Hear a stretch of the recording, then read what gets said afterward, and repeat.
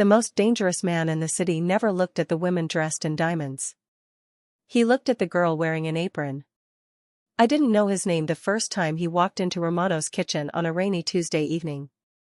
To me, he was just another customer escaping the weather, another expensive suit among the steady stream of business executives who treated dinner like another board meeting. I tied my navy apron a little tighter around my waist, tucked a loose strand of blonde hair behind my ear, and grabbed the coffee pot before making my way across the dining room. The familiar scent of garlic, fresh basil, and baked bread wrapped around me like an old blanket, comforting in a way nothing else had been since my dad passed away 3 years earlier. Working double shifts wasn't glamorous, but it kept my apartment paid for, my old Honda running, and my younger sister's college tuition moving in the right direction. That was enough for me. At least, that was what I kept telling myself. The rain tapped softly against the front windows while warm jazz drifted through hidden speakers overhead. Families laughed over oversized bowls of pasta. Couples celebrated birthdays beneath hanging lights that cast everything in golden colors. It was the kind of restaurant where people came to forget hard days. I smiled because smiles were free, and sometimes they were the only generous thing I had left to give. When I reached his table near the back corner, he looked up from the menu with calm blue-gray eyes that somehow felt quieter than the rest of the room. He wasn't smiling. He wasn't frowning either. He simply watched me with the kind of focus most people reserved for sunsets or old photographs. "Can I start you off with coffee?" I asked. He nodded once. "Black." His voice was low and steady. "Not cold. Just careful." I poured the coffee, set the mug in front of him, and noticed something unusual. No phone. No laptop. No impatient tapping on the table. He simply thanked me with a polite nod before looking out at the rain again. Most customers wanted something. More bread. Faster service. Extra attention. He wanted silence. I respected that. The dinner rush swallowed the next hour. Orders piled up. Plates disappeared almost as quickly as they arrived. My sneakers ached from crossing the dining room 100 times, but I kept moving. Somewhere between serving lasagna to table 12 and cleaning spilled lemonade near the entrance, I noticed an elderly man standing outside the restaurant, soaked by the rain. He stared through the window for several seconds before looking down at the wrinkled dollar bills in his hand. I recognized him immediately. Mr. Wilson came by every few weeks, always pretending he wasn't hungry. I slipped into the kitchen, asked the cook to pack a bowl of chicken soup and half a loaf of bread, then quietly paid for it with the cash I'd earned from tips that afternoon. When I carried the bag outside, the rain instantly dampened my sleeves. "This one's on the house," I lied gently. His tired eyes shimmered with gratitude. "Tell whoever owns this place, thank you." I smiled. "I'll make sure they know." When I stepped back inside, shaking rainwater from my hands, I caught the man in the corner booth watching me. His untouched coffee had gone cold. His dinner sat exactly where I'd placed it. But his eyes never left me. There wasn't judgment in them. There wasn't pity either. Only quiet curiosity, as though he had just discovered something he hadn't realized he'd been searching for all along. I looked away first, embarrassed for reasons I couldn't explain, and hurried back toward the kitchen, never imagining that before the week was over, the stranger with the calm blue-gray eyes would quietly change the direction of my entire life. The next evening I spotted him before the hostess did. He arrived at exactly 6:30, wearing another perfectly tailored charcoal suit that somehow looked understated despite probably costing more than 3 months of my rent. He chose the same corner booth without asking for it, the same seat facing the entrance, where he could quietly observe every person who walked through the front door. It struck me as odd that someone with his kind of confidence preferred the least noticeable table in the restaurant.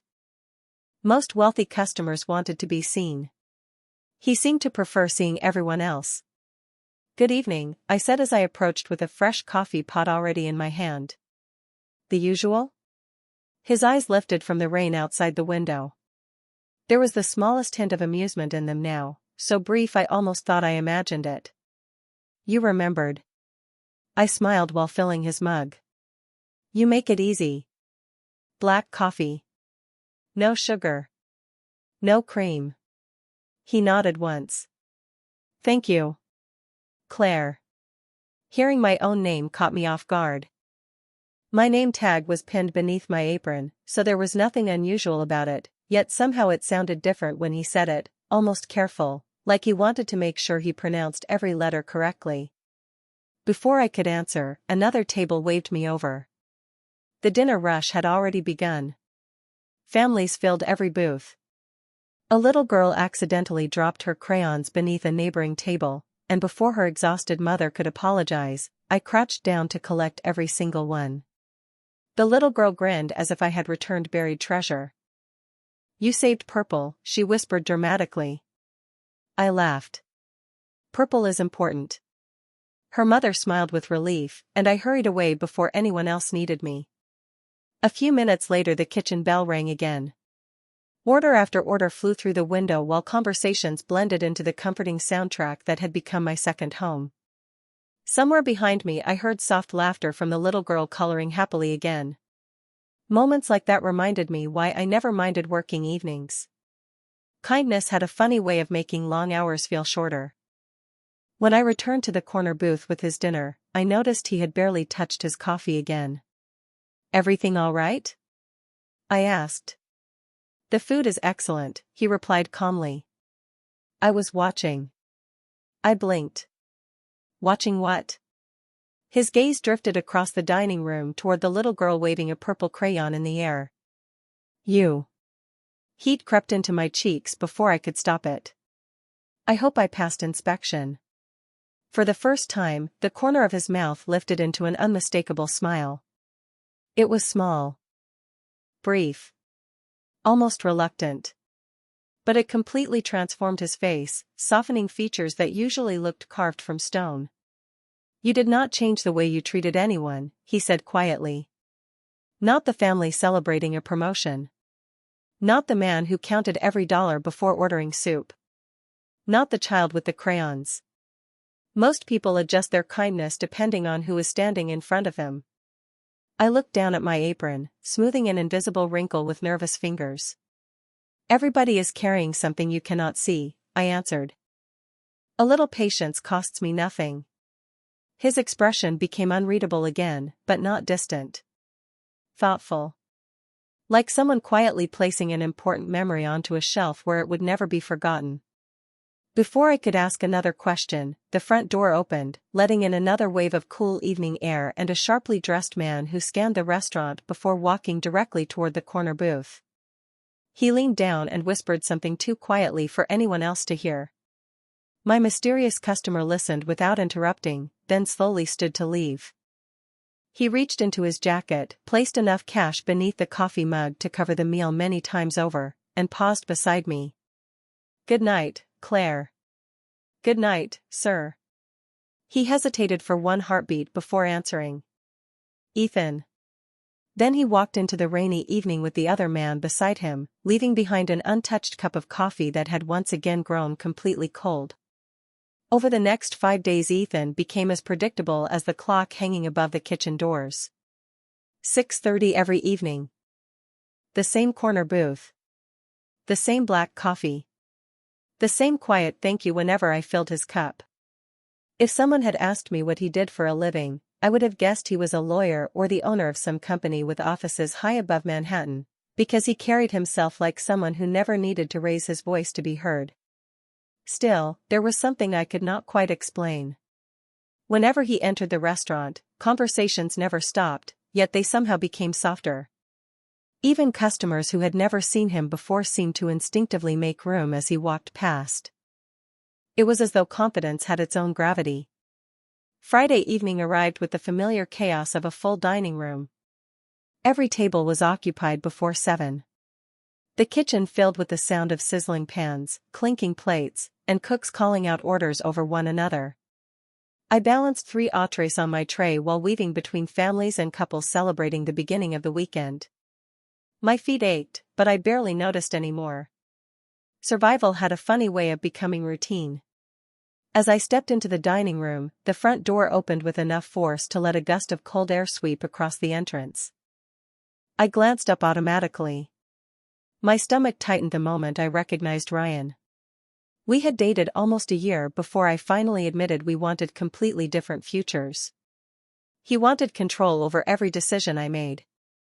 I wanted the freedom to build a life that belonged to me. The breakup had not been dramatic, but it had never truly ended either.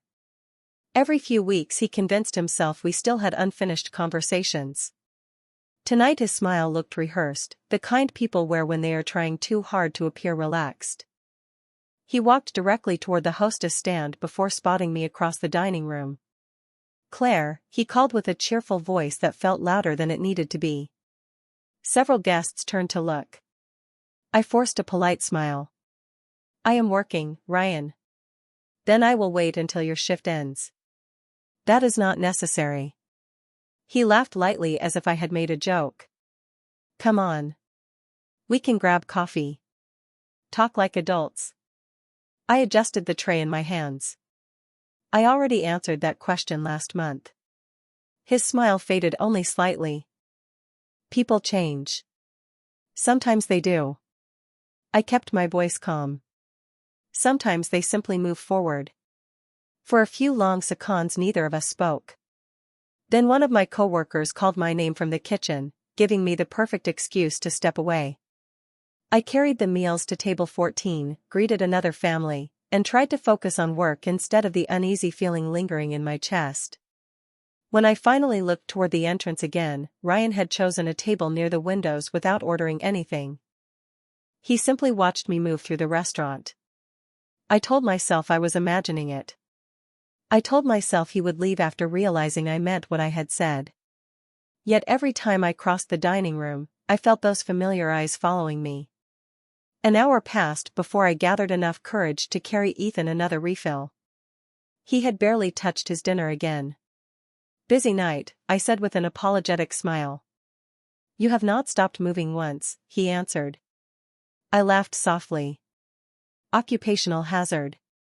As I reached for his coffee cup, my sleeve slipped back just enough to reveal the faint outline of old fingerprints that had long since faded into pale yellow shadows on my forearm, marks left from months before during one of Ryan's unsuccessful attempts to stop me from walking away. I quickly pulled the sleeve back into place, hoping he had not noticed. But Ethan's hand paused halfway toward his coffee mug.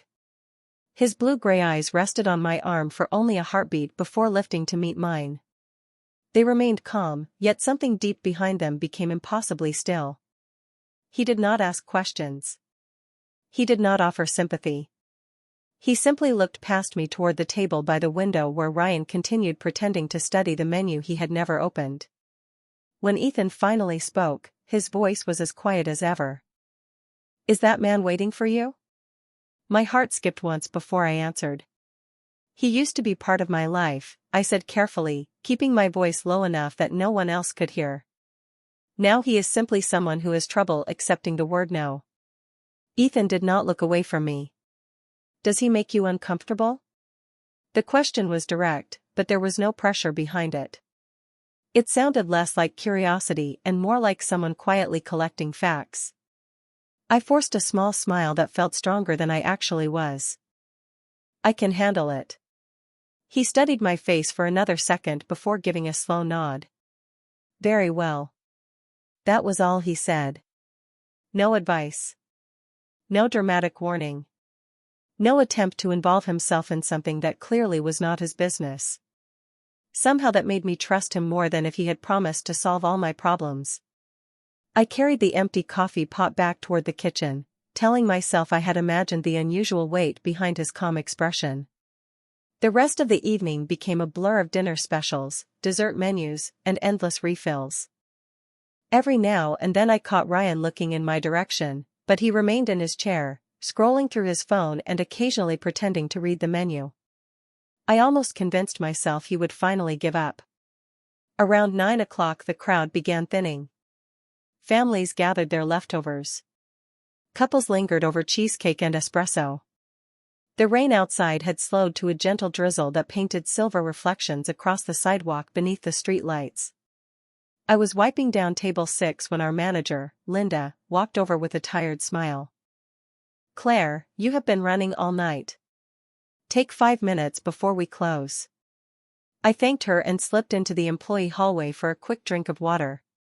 The silence back there felt almost unreal after hours of conversations and clattering dishes.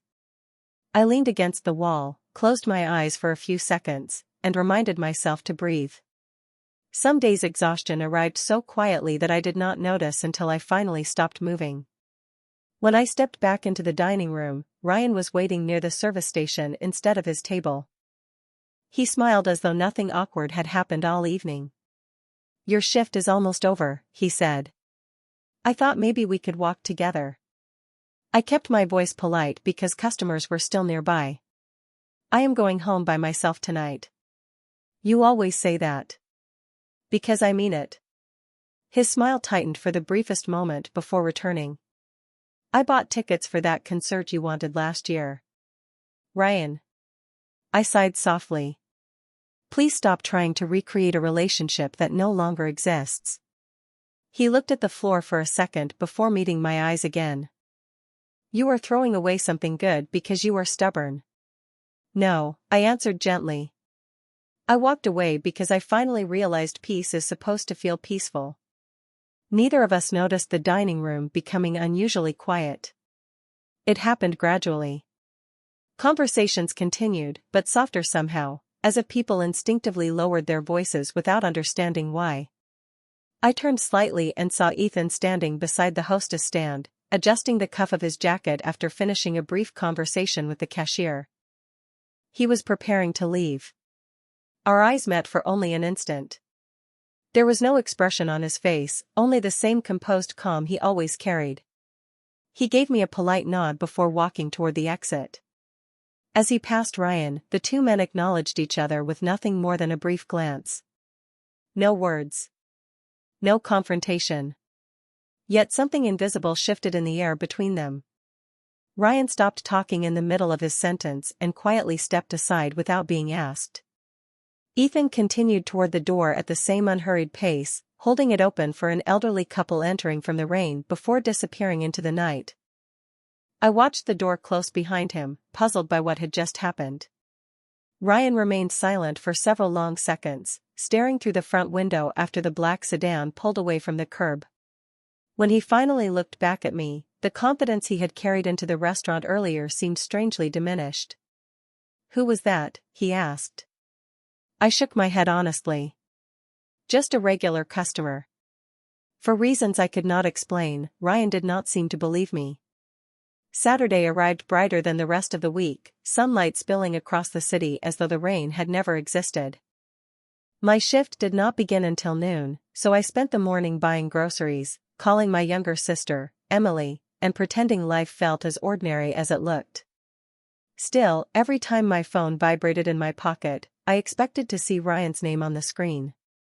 It never happened. No messages. No missed calls. No long apologetic emails promising he had changed. The silence felt unfamiliar.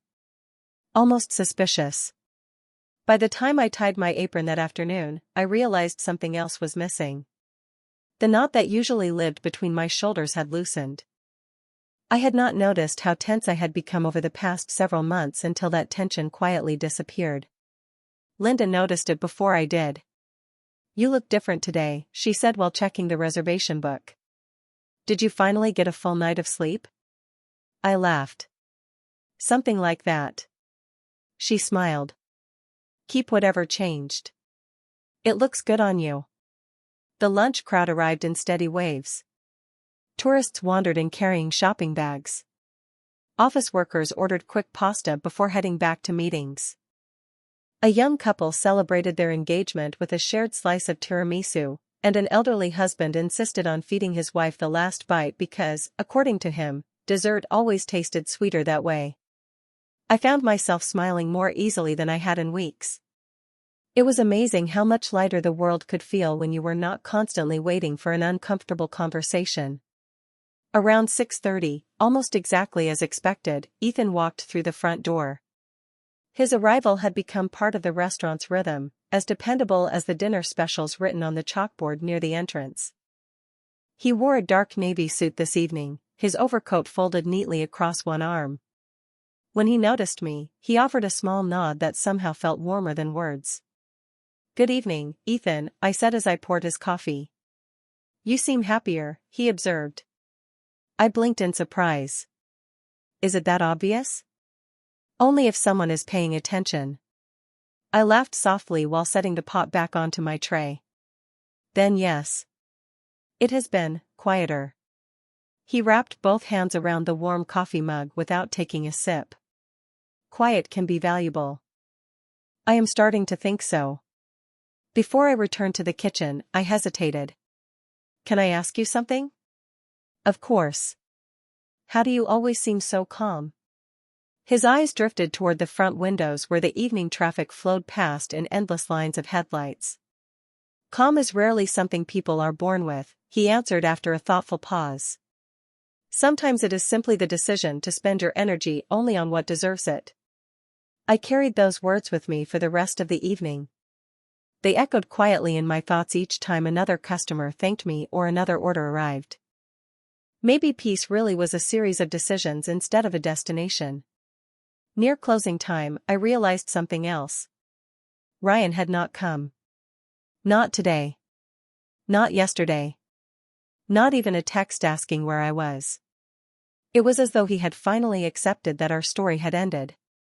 Relief settled over me so gently that I almost mistook it for happiness. As I wiped down the last table, Linda walked over holding the reservation phone. "You know something strange," she said.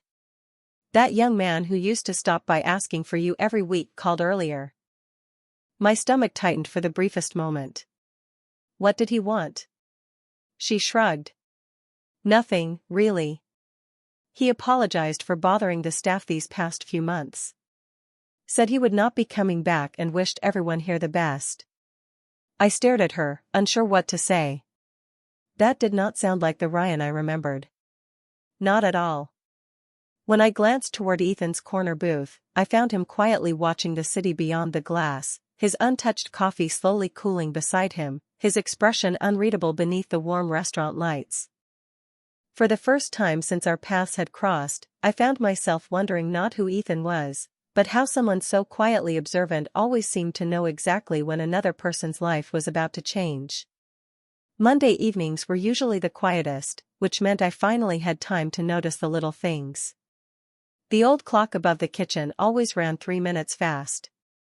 Mrs. Donnelly from apartment 4B ordered the same bowl of minestrone every Monday and always asked for extra crackers to take home to her husband.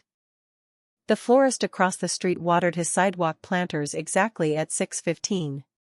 Life was full of patterns once you slowed down enough to see them. Ethan was one of those patterns now. 6:30. Corner booth. Black coffee. One quiet nod that somehow felt more genuine than most conversations I had every day. "Good evening," I said as I placed his mug in front of him. "Good evening, Claire." His voice carried the same steady calm that had become strangely reassuring. "You look tired." I laughed softly. "That obvious?" "Only to someone paying attention." I shook my head with a smile. "You always say things like that." "Because they are usually true." I should have walked away to check on my other tables, but instead I found myself lingering beside him for another moment. "Can I ask you something else?" "You usually do." "Do you ever stop studying people?" A faint smile appeared again. "No." "Why?" He looked down at the steam rising from his untouched coffee before answering. "Because people reveal themselves when they believe nobody is looking." His words settled somewhere deeper than I expected. Before I could respond, the front door chimed. A delivery driver hurried inside carrying a large flower arrangement meant for a birthday party in the private dining room. As he crossed the polished floor, one of the boxes beneath the flowers slipped from his cart. It landed awkwardly, sending wrapped glass candle holders rolling in different directions. Several customers looked over before returning to their meals. The young driver froze, his face turning pale. I am so sorry, he whispered, clearly expecting someone to yell at him. Instead, I knelt beside the scattered boxes and began gathering the candle holders before they could roll farther. It is okay, I said. Nothing broke. Another server joined me, then one of the bussers. Within a minute everything was back on the cart. The young driver let out a shaky breath. Thank you. This is my first week. Then welcome to the hardest week, I joked. It gets easier. He smiled with obvious relief before disappearing toward the private room. When I stood, I noticed Ethan watching the entire exchange. He had still not touched his coffee. What? I asked with a laugh. Nothing, he answered. I was simply wondering if helping people ever becomes exhausting. I thought about that while folding my order pad shut. Sometimes, I admitted. But I have learned something. What is that? When someone is already embarrassed, kindness weighs a lot less than criticism. For a long moment he said nothing at all. His eyes drifted toward the front windows where the city lights reflected across the glass like scattered stars. My mother used to say something similar, he said quietly. It was the first personal thing he had ever shared with me. Somehow that single sentence felt larger than an entire biography. Before I could ask about her, a sharply dressed man entered the restaurant and paused near the entrance. He was not dressed like a customer. Dark suit. Earpiece. Calm posture. He scanned the room once before walking directly toward Ethan. They exchanged only a few quiet words. Ethan listened without interrupting, then slowly looked toward me for the briefest second before returning his attention to the man. He stood, reached into his jacket, and placed enough cash beneath the untouched coffee cup to cover his meal many times over. I have to leave earlier than usual, he said as he approached my service station. I hope everything is all right, I replied. He offered the smallest reassuring smile. It will be. As he walked toward the exit, the man held the door open for him with quiet respect.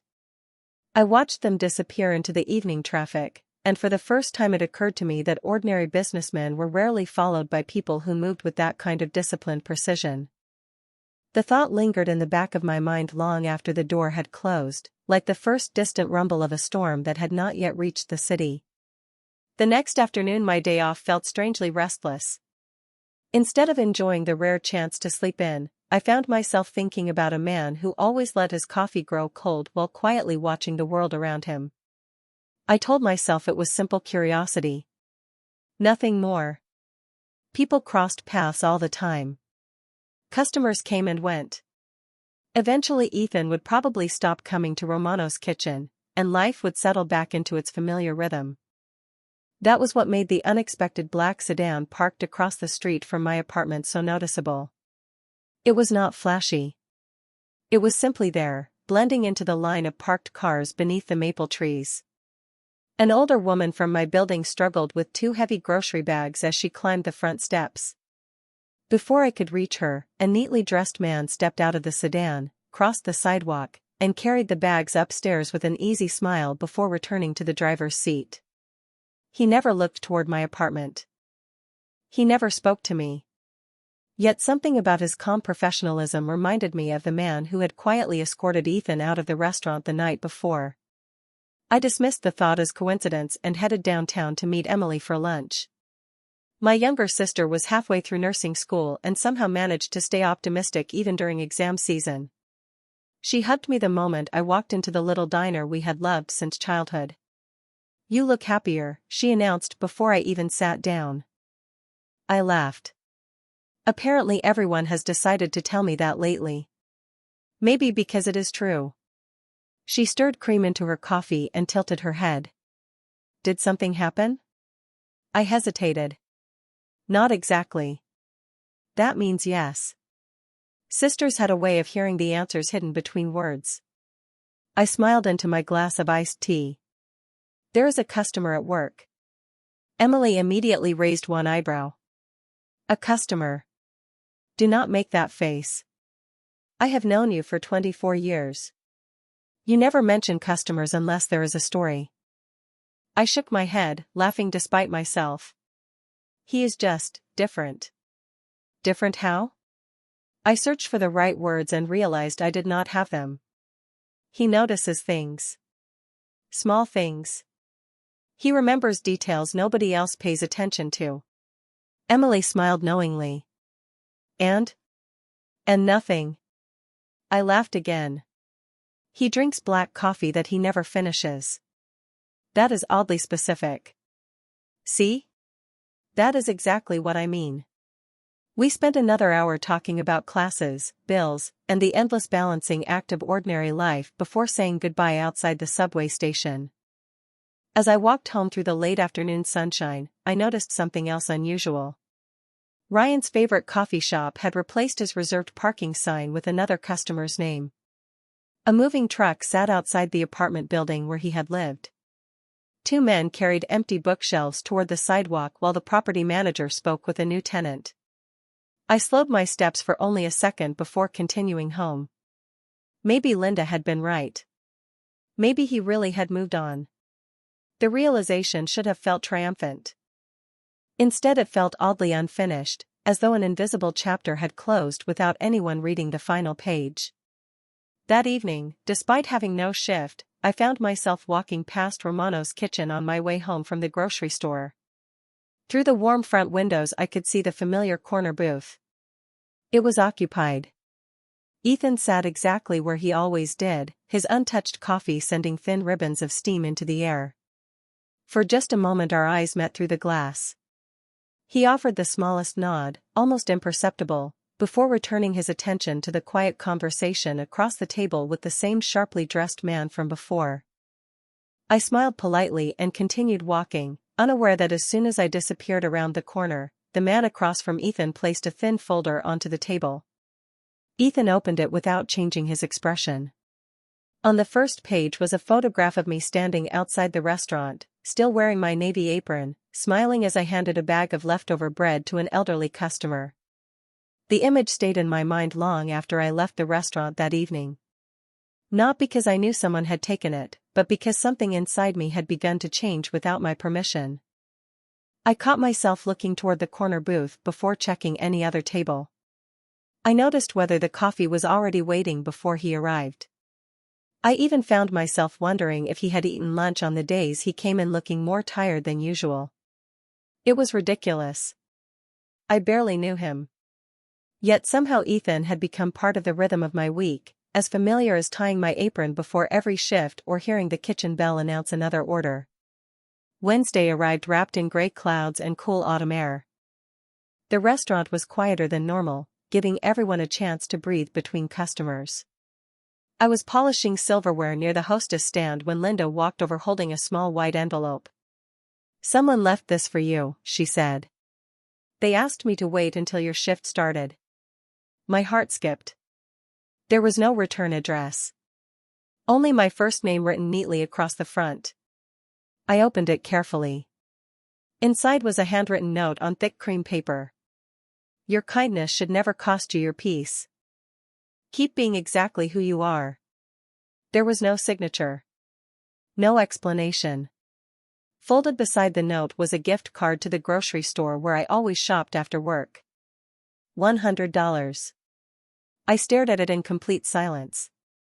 "Everything okay?" Linda asked. I quickly slipped the note back into the envelope. "I think someone made a mistake." She shrugged. The gentleman seemed pretty confident. Before I could ask anything else, the front door opened. Ethan stepped inside exactly on time, carrying the cool evening air with him. His eyes briefly met mine before he walked toward his usual booth. I slipped the envelope into my apron pocket, picked up the coffee pot, and made my way across the dining room. "Good evening," I said. "Good evening, Claire." I filled his cup, then hesitated. "Can I ask you something strange?" "You may ask me anything." I pulled the envelope from my pocket and placed it carefully beside the coffee mug. "Did you leave this?" He glanced at it without touching it. His expression did not change. "Why would you think that?" "Because I cannot think of anyone else who would tell me to keep being exactly who I am." He looked at me for a long moment before quietly sliding the envelope back toward my side of the table. Then perhaps you should listen to whoever wrote it. I folded my arms. That is not an answer. The faintest smile returned. No. It is not. I sighed, unable to stop myself from smiling back. You know, you are impossible to read. That is a useful quality. Before I could respond, an elderly customer near the front accidentally knocked her purse onto the floor. Its contents scattered across the tile. Without thinking, I hurried over to help gather everything. Another pair of hands reached the floor at the exact same moment. Ethan had crossed the dining room before anyone noticed. Together we collected reading glasses, family photographs, loose receipts, and a small bottle of heart medication. The woman smiled gratefully as Ethan handed her the final item. Young man, she said warmly, your mother raised you well. For the first time since I had met him, something vulnerable flickered across his face. It lasted only an instant before disappearing behind his usual composure. She tried, he answered quietly. He returned to his booth without another word, but the restaurant somehow felt different afterward. The distance between customer and waitress had become just a little smaller. Later that evening, after he left, I unfolded the note one more time while wiping down his empty table. On the back, written in handwriting so small I had not noticed it before, were 5 simple words. The world needs more Claires.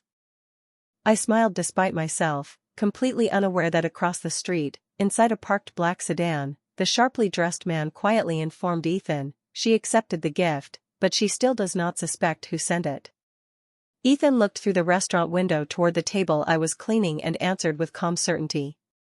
That is exactly how it should stay. The following week began so normally that I almost forgot how unusual the past few days had been. The envelope stayed tucked safely inside the top drawer of my dresser at home. Every time I saw it, I smiled, then immediately reminded myself not to invent stories where none existed. Whoever had written those words wanted to encourage a stranger. Maybe that was all there was to it. Maybe kindness did not always need an explanation. By Thursday evening Romano's kitchen was alive again with the familiar sounds of laughter, clinking glasses, and the comforting aroma of fresh bread drifting from the ovens. I greeted regular customers by name, refilled coffee cups before anyone had to ask, and somehow found enough time to help a little boy color dinosaurs while his parents waited for dinner. Life felt wonderfully ordinary. Ethan arrived at 6:30, as always. He looked more thoughtful than usual, his blue-gray eyes lingering on the front windows more often than his untouched coffee. When I stopped by his table with another refill, I tilted my head playfully. You have looked outside 5 times in the last 10 minutes. He glanced at me with the faintest smile. Have I? You have. Perhaps I am waiting for the rain. I looked through the glass toward the clear evening sky. There are not even any clouds. Weather changes quickly. Something about his answer made me pause. Before I could ask what he meant, the restaurant phone rang behind the hostess stand. Linda answered, listened for several seconds, then frowned before hanging up. Strange, she murmured. Someone asked whether Claire was working tonight. I looked up from the order pad in my hand. Did they leave a name? No. They apologized and hung up. An uncomfortable feeling settled quietly in my chest. It was probably nothing. Restaurants received odd phone calls all the time. I pushed the thought aside and returned to work. Half an hour later another unfamiliar face entered the restaurant. He wore an expensive jacket and carried himself with practiced confidence, but instead of sitting down, he slowly looked around the dining room as though searching for someone. His gaze landed on me for just a fraction too long before he smiled politely and chose a table near the entrance. I greeted him like every other guest. Good evening. Can I start you with something to drink? Just sparkling water, he answered pleasantly. And perhaps you could recommend the house special. There was nothing rude about him. Nothing obviously suspicious. Yet I could not shake the feeling that he seemed more interested in remembering my face than reading the menu. As I walked away, I noticed Ethan watching the interaction without appearing to watch at all. He lifted his coffee cup but never actually drank from it. A few minutes later the well-dressed stranger stood, thanked me for the recommendation, and said he had suddenly remembered another appointment. He paid for the unopened bottle of sparkling water and quietly left. The entire visit lasted less than 7 minutes. That was unusual, I said while clearing the untouched place setting. Linda shrugged. Business people are strange. Maybe she was right. Still, I caught myself looking through the front window long after the man disappeared into the evening crowd. When I returned to Ethan's booth, he spoke before I could say anything. Has anyone asked you unusual questions recently? I blinked. Besides whether I recommend the lasagna? His expression remained calm, but the warmth behind his eyes had sharpened into quiet focus. About your schedule. Your family. Where you live. I slowly shook my head. No. He seemed to relax by the smallest degree. Good. Why are you asking? For the first time since we had met, he did not answer immediately. Instead he looked toward the front door, then back at me. Because sometimes good people attract attention they never intended to receive. His words lingered with me for the rest of the evening. After closing, I stepped outside carrying a small bag of leftover bread for Mr. Wilson, only to find he was not waiting in his usual spot. The sidewalk felt strangely empty. Across the street, however, a black sedan remained parked beneath the streetlight. Inside, the sharply dressed man lowered a phone from his ear and quietly spoke through the open window to Ethan, who sat beside him in complete silence. They found her. Ethan's gaze never left the restaurant entrance where I had just appeared. Then we make certain they never get close enough to frighten her. The uneasy feeling followed me into the weekend like a shadow that stayed just far enough away to ignore but never disappeared completely. Nothing actually happened. No one approached me. No one asked strange questions. Yet every now and then I caught unfamiliar faces lingering outside the restaurant for a moment longer than seemed natural before continuing down the sidewalk. I kept telling myself that living in Manhattan meant seeing thousands of strangers every day. Not every coincidence carried a hidden meaning. Saturday evening arrived with every table reserved before sunset. The dining room glowed beneath warm hanging lights while soft piano music drifted through the speakers. The scent of rosemary and fresh bread filled the air as I hurried from table to table, balancing heavy trays with the confidence that only repetition could build. Ethan arrived a few minutes later than usual. It was the first time he had ever broken his routine. The moment he stepped inside, I noticed something different. His calm was still there, but it rested on top of an alertness I had never seen before. His eyes quietly surveyed the room before they found mine. You are late, I said with a teasing smile as I poured his coffee. Traffic, he replied. Somehow I knew that was not the real answer. I was beginning to think you had finally found another restaurant. Not yet. His answer came almost immediately, and for reasons I could not explain, it made me smile. Before I could walk away, he spoke again. Claire. I turned back. Yes? If your shift ends later than usual tonight, do not walk home alone. I laughed gently. You sound exactly like my older brother would if I had one. He did not laugh. Promise me. His seriousness caught me off guard. All right, I answered quietly. I promise. Only then did his expression soften. The dinner rush exploded around us. Every booth filled. Birthday candles appeared on 3 different desserts within 20 minutes. Children laughed near the front windows while anniversary toasts echoed from the private dining room. The restaurant felt alive, warm, and completely ordinary. Then the lights flickered. Only once. Barely noticeable. Conversations paused for half a heartbeat before continuing. Linda sighed from behind the register. The building has been doing electrical work all week. Everyone returned to their meals except Ethan. His gaze lifted toward the ceiling, then slowly drifted to the front entrance. A man wearing a maintenance uniform stepped inside carrying a toolbox. He smiled politely at the hostess. "Building inspection," he explained. "Just checking the electrical panel." Linda pointed toward the hallway without another thought. I probably would have forgotten about him immediately if Ethan had not quietly stood from his chair. He walked toward the hallway at an unhurried pace, passing close enough to me that he spoke without looking in my direction. "Stay in the dining room." There was no fear in his voice. Only certainty. 2 minutes later another familiar face entered the restaurant. The sharply dressed man I had seen with Ethan several times before. He did not stop at the hostess stand. Instead he calmly spoke with Linda, showed her something inside a leather wallet, and she nodded before quietly asking the remaining staff to keep guests seated for a few extra minutes while the electrical inspection was completed. Nobody seemed alarmed. Customers continued eating, unaware that anything unusual was happening. Less than 5 minutes later the maintenance worker walked back through the dining room carrying his toolbox. He thanked Linda for her patience and left through the front door without making eye contact with anyone. Ethan returned to his booth a few seconds afterward. His coffee remained untouched. I approached carefully. "Everything okay?"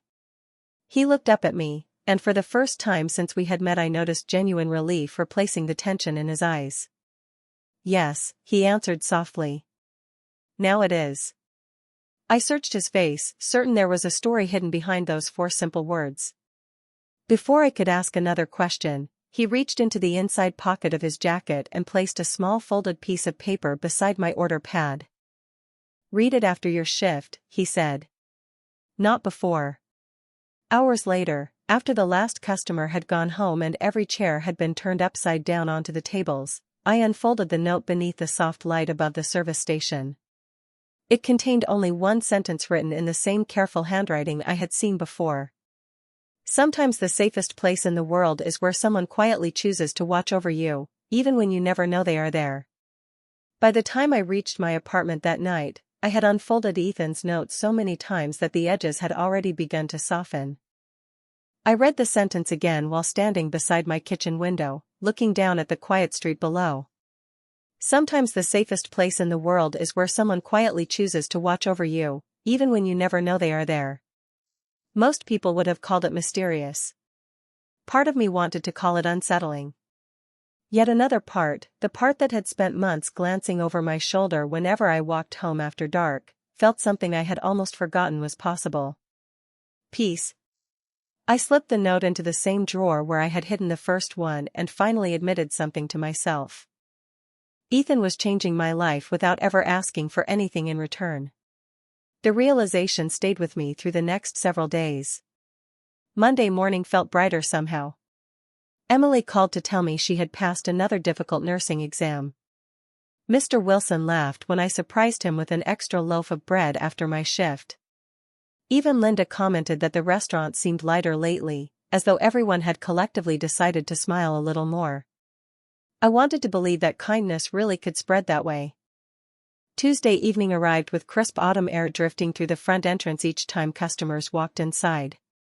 Ethan appeared at his usual time, but before I could bring his coffee, 2 unfamiliar men entered behind him. They were well-dressed, polite, and impossible to ignore. They did not sit. Instead they quietly looked around the dining room before approaching Ethan's booth. One of them spoke so softly I could not hear a single word. Ethan listened without interrupting. His expression never changed. After less than a minute, both men nodded respectfully and left the restaurant without ordering anything. I carried Ethan's coffee over, unable to hide my curiosity any longer. "Your business meetings are getting shorter," I joked. He looked up at me with a faint smile. "The important conversations usually are." I set the mug in front of him. "Can I ask you something honestly?" "Always." I took a slow breath. "Who are you?" The question hung quietly between us. He looked at the rising steam above the untouched coffee before answering. "Someone who made many difficult decisions long before I met you." That sounds like an answer without actually being one. It is. I folded my arms with an amused smile. You know, that only makes me more curious. His eyes softened in a way I had never seen before. Curiosity is healthy. It is also safest when it has limits. Before I could respond, the little girl with the purple crayons returned with her parents. The moment she spotted me, she ran over holding a folded drawing. I made this for you, she announced proudly. I unfolded the paper and found a colorful picture of the restaurant. There I was in my navy apron beside a smiling stick figure holding a coffee cup. Above us she had written in large uneven letters, "Nice people make the world feel smaller." I laughed with genuine surprise. This is beautiful. Her father smiled. She insisted we come back because she wanted to give it to you. I thanked them sincerely and promised to hang the drawing inside my locker. When I turned back toward Ethan, I found him quietly watching the scene with the same thoughtful expression he always wore whenever kindness appeared without expecting applause. You see? I said softly. Little things matter. He nodded almost to himself. More than empires. The sentence slipped from his lips before he seemed to realize he had spoken it aloud. My smile faded into puzzled curiosity. Empires? For the first time since I had met him, Ethan did not answer. Instead, he looked toward the front window where a sleek black sedan had just stopped at the curb. The sharply dressed man stepped out, but this time he was not alone. An older gentleman in an expensive overcoat joined him, glanced through the restaurant window, and immediately lowered his head with unmistakable respect the moment he saw Ethan. I watched the silent exchange from across the dining room. Nobody greeted ordinary businessmen that way. Nobody carried themselves with that level of careful deference unless the person they were approaching held extraordinary influence. As the older gentleman waited patiently beside the entrance without daring to interrupt Ethan's meal, I realized the question I had asked a few minutes earlier had only scratched the surface. I still did not know who Ethan really was, but for the first time, I understood that whatever truth he was protecting was far larger than I had ever imagined. The question stayed with me long after that evening ended. Who was Ethan Calloway when he walked out of Romano's kitchen and disappeared behind the tinted windows of the waiting sedan? Every answer I imagined felt too ordinary compared to the quiet respect I had witnessed. Powerful people usually demanded attention. Ethan seemed to avoid it. Yet somehow the world insisted on giving it to him anyway. The following Friday began with unexpected news. Linda gathered the staff before lunch and announced that the owner of the building had decided to renovate the restaurant after the holidays. Nothing changes for now, she assured us with a smile. But someone anonymously offered to cover part of the renovation so none of you lose hours while we update the place. The entire kitchen filled with relieved smiles. One of the cooks crossed himself dramatically. Another server joked that angels apparently liked Italian food. I laughed with everyone else, but somewhere in the back of my mind I wondered whether anonymous generosity had become a habit for someone I knew. By 6:30 the familiar bell above the entrance chimed again. Ethan stepped inside wearing a dark overcoat against the cold November wind. I greeted him with the coffee pot already in my hand. You are becoming predictable, I teased. I have been told consistency is underrated, he replied. I poured his coffee before leaning slightly closer. Can I tell you something? I hope you will. Someone anonymously donated money to help keep everyone employed during the renovation. He remained silent for a moment. That is good news. Do you know what surprised me? I asked. Not one person asked who donated it. Everyone was simply grateful. He looked thoughtfully into the steam rising from the cup. Sometimes the greatest gift is allowing gratitude to exist without expecting recognition. I smiled. You sound as if you have practiced that philosophy. He met my eyes. Perhaps I have. Before either of us could say more, Mr. Wilson slowly entered the restaurant carrying the same worn coat he had owned for years. His hands trembled slightly as he searched his pockets. Without thinking, I walked over and greeted him with a warm smile. You came at the perfect time. We have fresh soup. He lowered his voice. I cannot afford dinner today, Claire. Then tonight you are my guest again. He looked embarrassed, but before he could refuse, another voice quietly joined the conversation. Actually, Ethan said as he stood beside us, he is mine. Mr. Wilson looked up in confusion. Ethan gently pulled out a chair at his own table. Would you do me the honor of sharing a meal with me? The older man's eyes widened. Sir, I do not think we have ever met. Ethan gave a calm smile. Kindness introduces people long before names do. For nearly an hour they shared dinner while I moved between my other tables. Every time I glanced toward the corner booth, I saw two men from completely different worlds laughing over stories neither of them seemed eager to end. There were no business discussions. No expensive watches displayed on the table. Just warm bread, untouched coffee, and genuine conversation. As the evening wound down, Mr. Wilson stopped beside me before leaving. His eyes glistened with quiet emotion.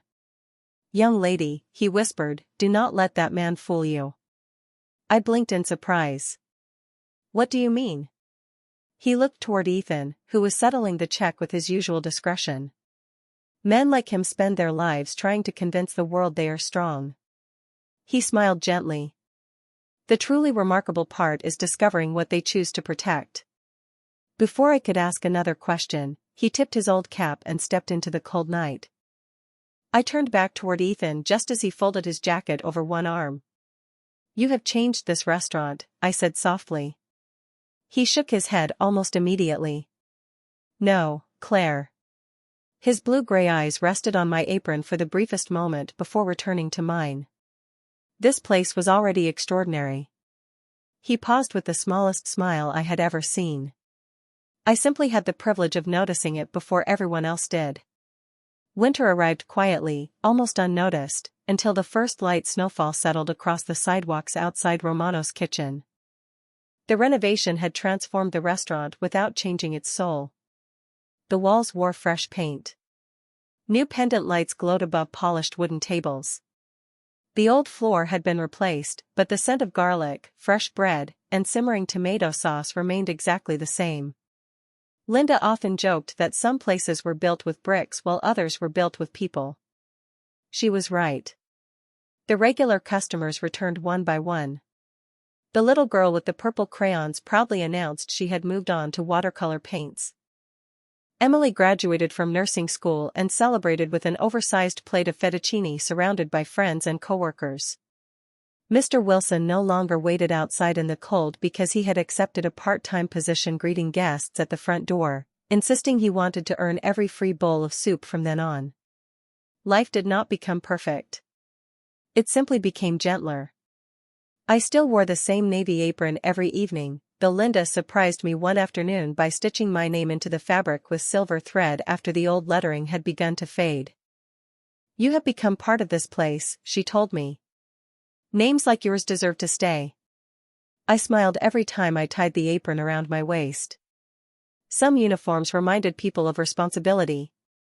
Mine reminded me that ordinary kindness could become someone's favorite memory. Ethan never stopped coming. 6:30 remained his hour. The corner booth remained his table. Black coffee remained untouched more often than not. Yet something had changed between us. We no longer needed long conversations. Sometimes all it took was a smile when he entered, a quiet nod as I filled his cup, or a few peaceful minutes speaking about nothing more dramatic than the first snowfall, Emily's new job at the hospital, or whether fresh basil tasted better in winter than summer. One evening I finally asked the question that had lived quietly inside me for months. Do you ever wish your life had been simpler? Ethan looked through the front window where children were laughing while trying to catch snowflakes on their sleeves. His answer arrived slowly, as though he had carried it for years. Every day. I waited, knowing there was more. He turned back toward me with the calm smile I had come to know so well. Then I remember that simple lives are not created by easy circumstances. They are created by people who refuse to let difficult circumstances steal their kindness. I looked down at my apron before meeting his eyes again. You make it sound as though kindness changes everything. He shook his head gently. Not everything. He paused. just the things that matter most. The restaurant door opened, letting another wave of cold evening air drift inside. New customers entered, laughing as they brushed snow from their coats. I excused myself to greet them, hearing Ethan's quiet voice behind me. "Good evening," he called. I turned around. "Yes?" He lifted his coffee mug for what might have been the first actual sip I had ever seen him take. "Thank you, Claire." "For what?" His smile reached his eyes this time. "For reminding me that the strongest people are not always the loudest ones." I felt my cheeks warm as I laughed softly and returned to work. Years from now, many people would probably remember Ethan Calloway as a man of remarkable influence whose name carried quiet weight in rooms I would never enter.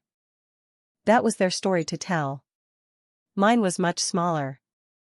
Mine was about a man who always chose the same corner booth, ordered black coffee he rarely finished, and somehow noticed a waitress long before she ever noticed herself. In the end, I learned something no amount of money, power, or success could ever purchase. The greatest privilege in life is not being admired by the world.